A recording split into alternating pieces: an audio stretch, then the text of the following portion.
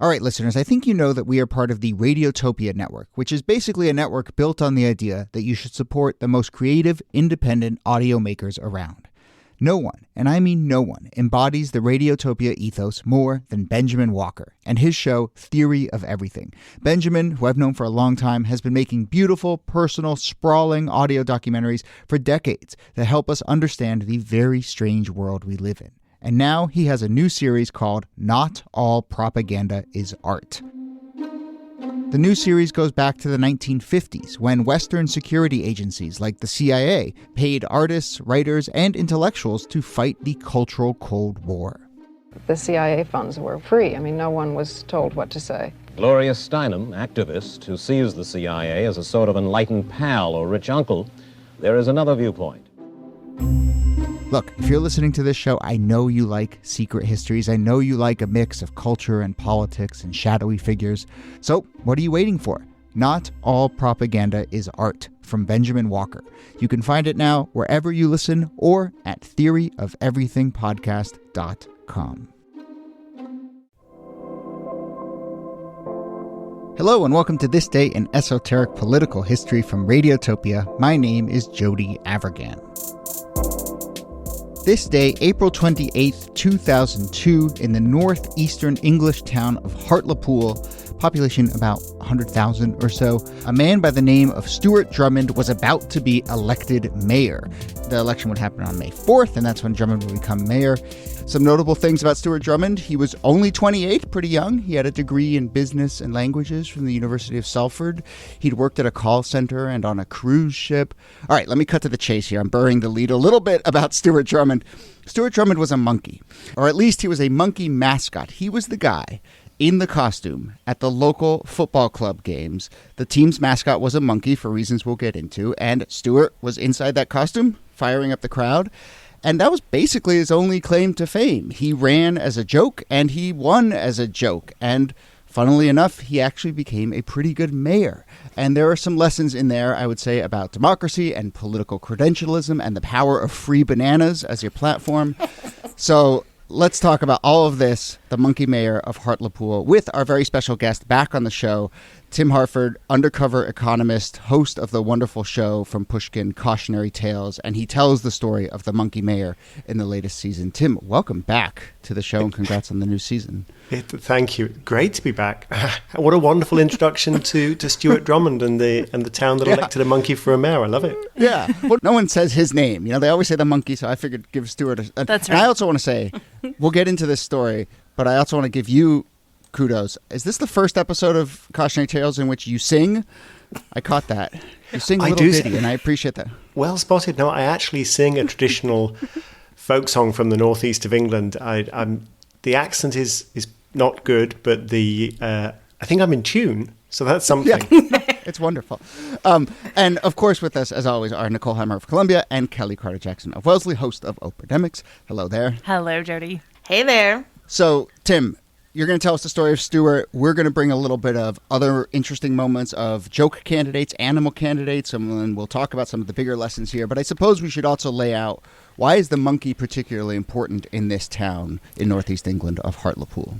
So let me take you back to the Napoleonic Wars. So we're going back more than 200 years. The story is that while Britain was at war with France, on the northeast coast of England, near the town of Hartlepool, a French ship was wrecked, and the sole survivor of the shipwreck was a very small, hairy gentleman, in other words, a monkey, and that the local folk of Hartlepool presumed, since they had never seen a Frenchman, that this might be what a Frenchman looked like, and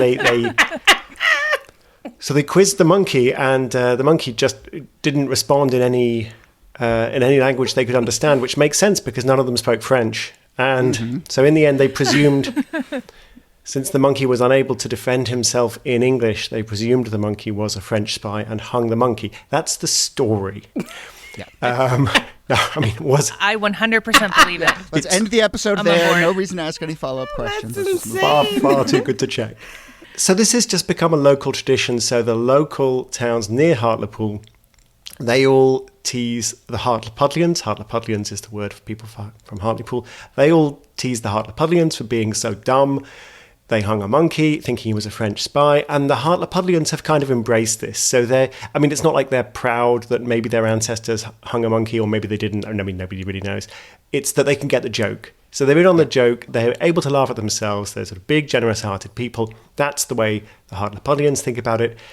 And so the monkey is a tradition in the town of Hartlepool, and the local soccer team has a mascot, of course, and of course the mascot is a monkey. And the monkey is actually called Hangus. So, apostrophe Angus, yeah. Hangus, you get it? It's very funny. So the monkey is big in Hartlepool, and Hangus the monkey, the local soccer mascot, is a big character. So that sets us up for the election of 2002. Yeah, and I think that there's another big step that we have to explain, which is how Hangus went from being a soccer mascot to becoming a candidate for office. Because it wasn't that this man ran under his own name and just happened to be a mascot. He ran as Hangus. That was the name on the ballot, right? Yeah, he ran as Hangus the monkey. So mayors were not really a thing in many English towns. There was a reform introduced at the beginning of the 21st century. We're going to have more local democracy. That was the idea. A lot of people didn't entirely take it seriously, with consequences that are going to become apparent. So Hartlepool was supposed to be electing a mayor, and Hartlepool is one of these. It's like in the US, you've got the deep blue states, you've got the deep red states. Hartlepool's a Labour Party territory. The left of centre party. They always have a Labour member of Parliament. They always vote Labour. There's no doubt about this. And against this backdrop, Stuart Drummond, the guy in the monkey costume, goes to the chairman of the football club and says, hey, why don't I run? It'll raise the profile of the club. We can maybe raise some money for charity. It'll be fun. He doesn't think anyone's going to vote for him. Nobody thinks anyone's going to vote for him. The bookies are offering odds of, 100 to 1, I forget exactly, but I think it started at 400 to 1. Was it 400 to 1? Yeah. And then it tumbles to 4 to 1 over the course of election day, which is a nice little tidbit. Yeah, so as people start to realize maybe they will actually vote for the monkey, and, well, you can see where this is going. They vote for the monkey. So this is a guy who, he is literally a joke candidate.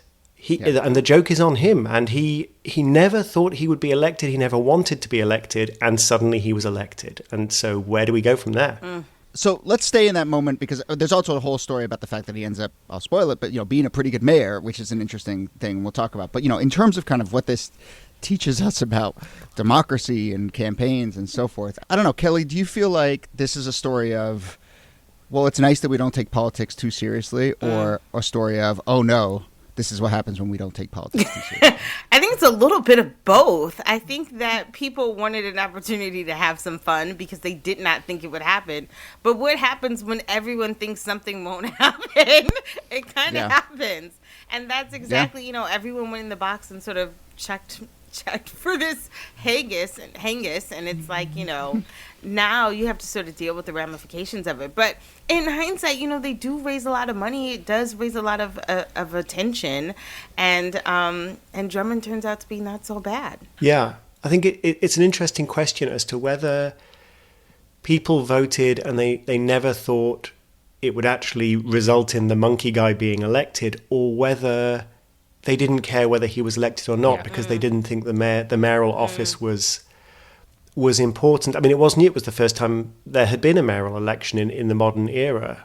So it's not clear whether it mattered, whether anybody thought it mattered. So this is partly a story, I think, of just people feeling disaffected with politics. Like, it doesn't make any difference. We might as well vote for the monkey. Who cares? Well, to that end, I mean, I think one interesting data point here is that the result of this election was very close, but, he wins 5,696 to 5,174, and, a town of 100,000 or so. So look at the turnout, right? And so I think that that's part of the lesson here, is when you have such tiny turnout, when politics is, treated as a sideshow or whatever, people don't feel invested, then it just creates a vacuum of sorts, and this kind of thing can happen. And it's worth pointing out that this wasn't just an honorary position. Like, this was somebody who was going to control a staff of 3,000 people, of a budget of like $100 million. This was a no small real thing. position of leadership, which I would expect he was a little goggle-eyed about whenever he learned that. He was. I mean, in fairness to Stuart, when he realized what he had accidentally done, he could have said, actually, I now withdraw. He could have refused to take office. But he said, well, look, I mean, I've got to take responsibility for the consequences of my own actions. And he's a young guy, but he had a degree in business. So he said, I guess I'd better go to some evening classes, go take some training. So he said it was like taking 6 master's degrees in 6 months. He trained up, he took it seriously. And there were lovely little touches, like one of his pledges was free bananas for every child at school, which is like, it's a joke because he's a monkey, so free bananas. But then when he gets elected, he's like, well, actually, the kids should have fruit, that's good for them. So he manages to get some funding together, and he fulfills that pledge, or at least each child gets a piece of fruit. Might not be a banana, but gets a piece of fruit every day. So, even the jokes turn into, actually, that's a perfectly respectable policy. Yeah. I think it's to Drummond's credit, though, that he actually takes it seriously and that he does sort of say, okay, what do I need to do? What do I need to learn? Because you can imagine this could have, with the wrong person or with a different kind of character, could have gone in a completely different direction, could have abused their power, authority, or who knows what the outcome could have been. But I appreciate the fact that he actually was like, you know what, let's make the most of this.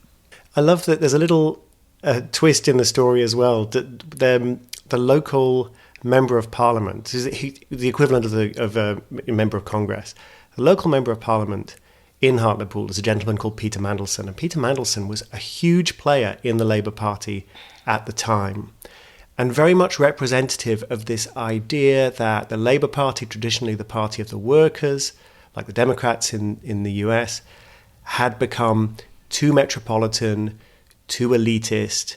Mandelson was from London. He's very urbane. He's very sophisticated, very posh accent.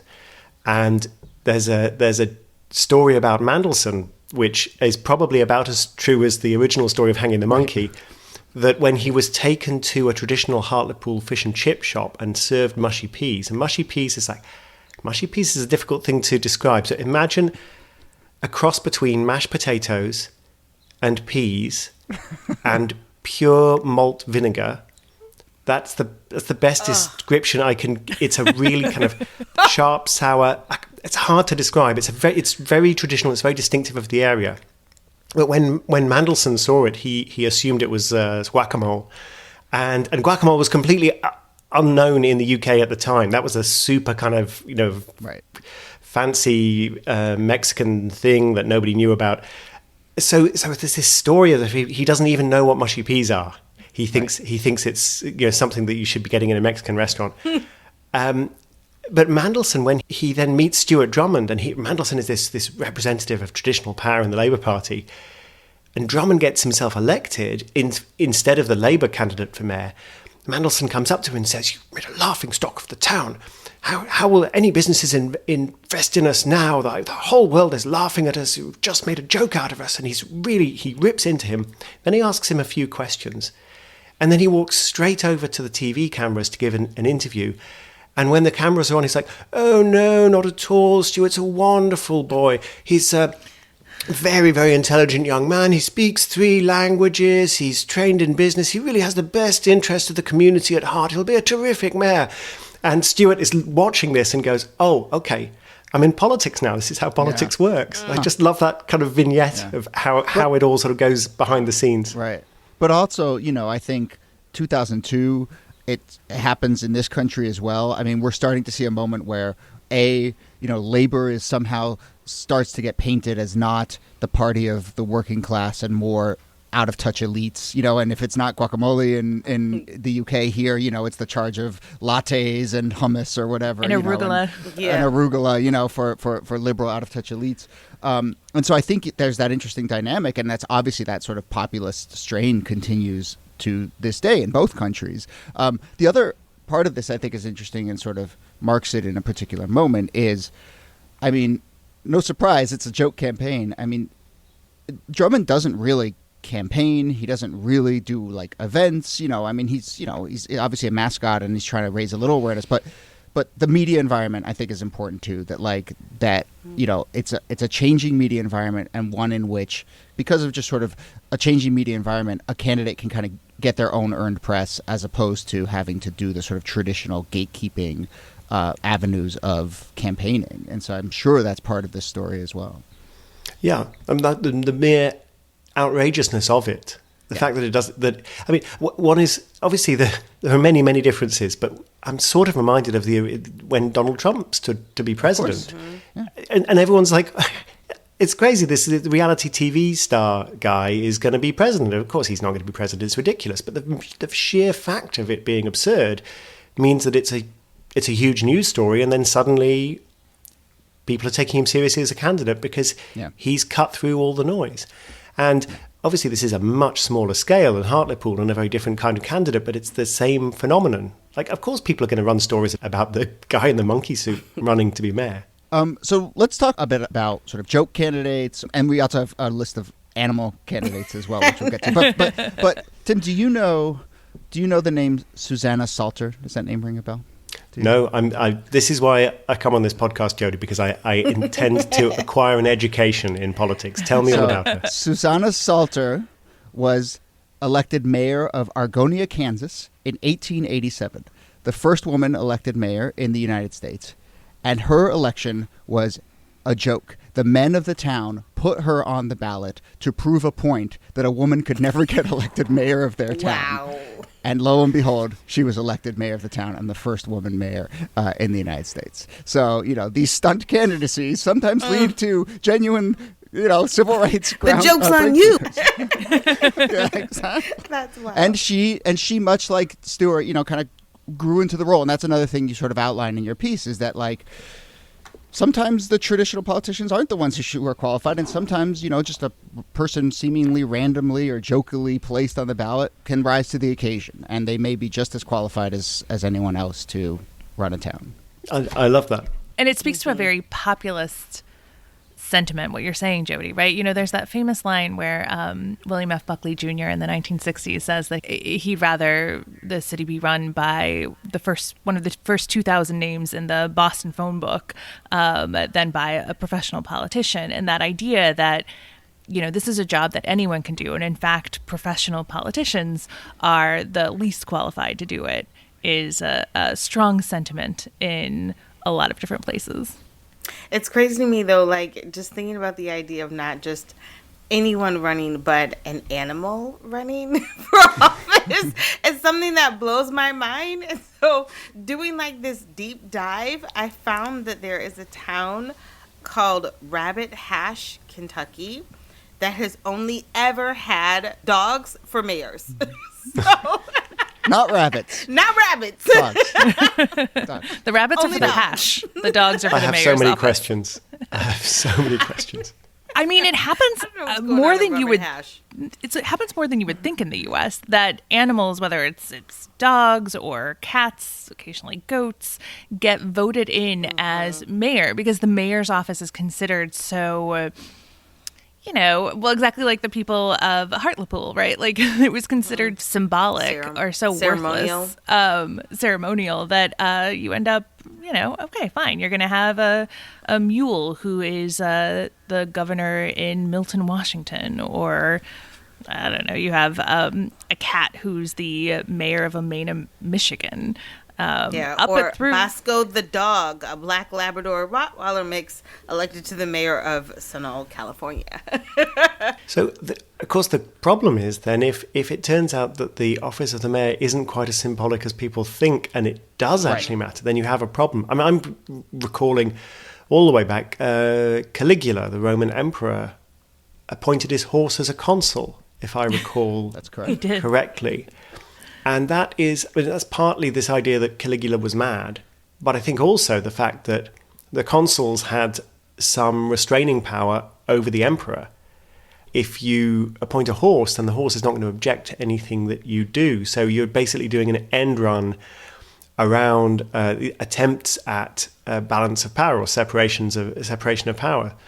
So yeah, I do wonder whether sometimes this comes back to bite people, where they think that the office is a joke, and it turns out it's not a joke at all. And if you elect a dog or a horse or whatever, then you will suffer the consequences. Yeah, particularly if they're not well trained, they'll bite you. That's true. That's true. The name of that horse, Incitatus, was Caligula's horse, which means good knowledge, full gallop or swift. Good Googling. I will say, though, a lot of these towns in the U.S. in particular that elect animals, they do it when the mayoral role is a ceremonial place. And I would imagine that in a lot of these towns, there's what's a lot of towns have, which is a city manager.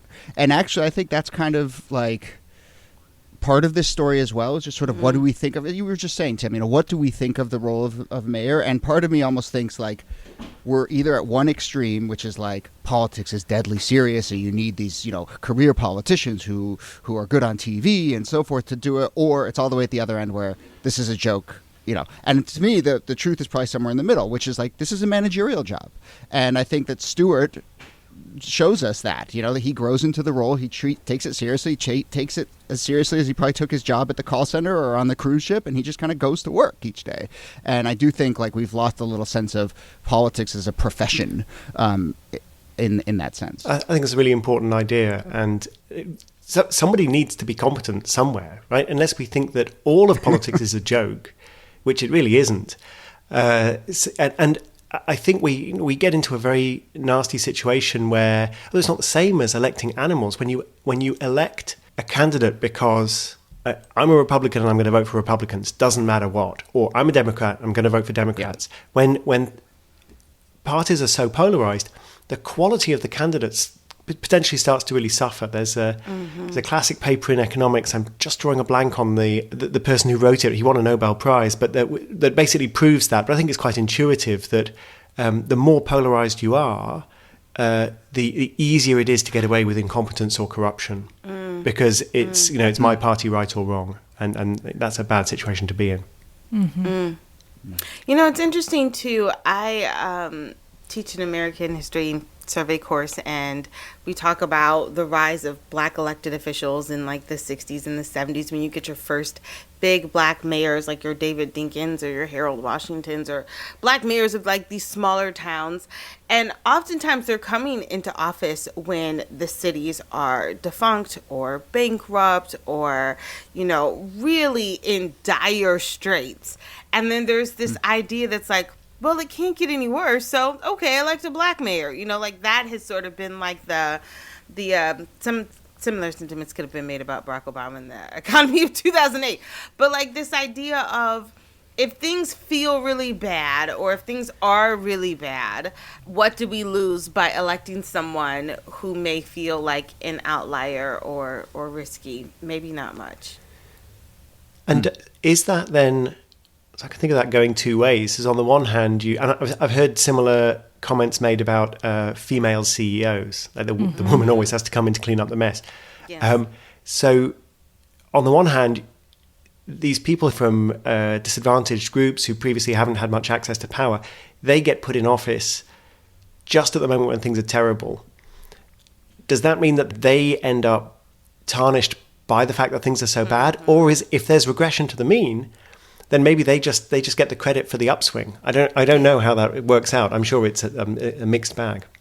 Yeah, for sure. Because it's a matter of judging like success or failure on how they succeed or fail. It's not necessarily based on an even playing field. Right.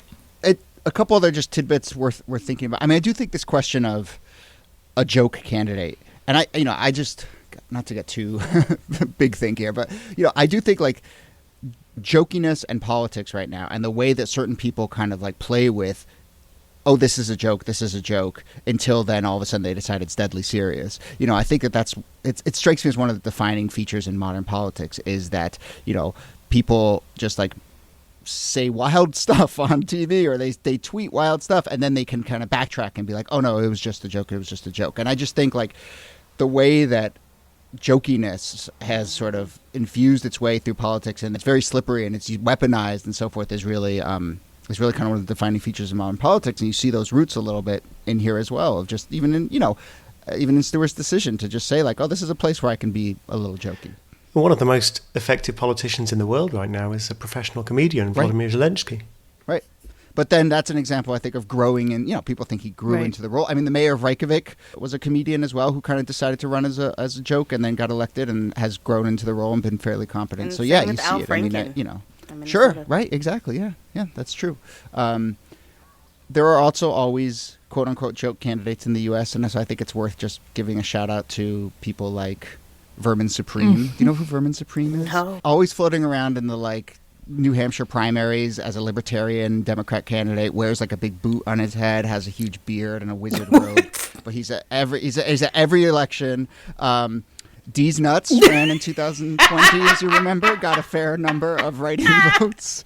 And then to wrap it all up and bring it all around back to the monkey, I don't know if you remember, this was another head-spinning moment in 2016, but Harambe the monkey, who was a very meme, very meme candidate, got like 1 million write-in votes in 2016. So there you go. There you have your monkey. Your monkey callback. We're in trouble, people. It's not great. I think that might be. Well, yeah. I mean, if you want to just take it to a more enlightening place or a more encouraging place, Stuart enjoyed being mayor. Yeah. And he ran again. The end of his first term, he ran again. And he ran not as Hangus the monkey, he ran as Stuart Drummond. Like the guy you accidentally elected mayor. He said, I'm serious this time. Would you elect me again? And he won with a bigger majority. And then he ran for a third term and he won again. So he started as a joke, but the people of Hartlepool obviously thought, actually, this guy's good. We'll have him again.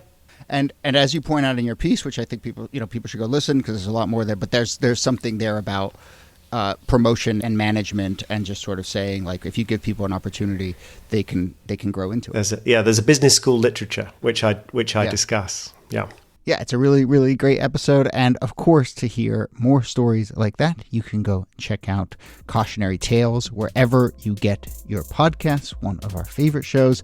And Tim, thank you so much for doing this. This was really, really fun. And congratulations on the new season. Thank you very much. Pleasure. Nicole Hemmer, thanks to you. Thank you, Jody. Kellie Carter-Jackson, thanks to you. My pleasure. I only stood in the election for a bit of fun, a bit of a joke, and, got a bit of publicity. And I thought, well, I might as well see it through. Never stood in an election before, and lo and behold, ended up winning, but then went on to win 2 more terms. I guess you can affect what's happening locally a lot more as an elected mayor, because you're leader of the council effectively, and you're the budget holder. You're the one with the responsibility to spend the money, and you're directly accountable to the public.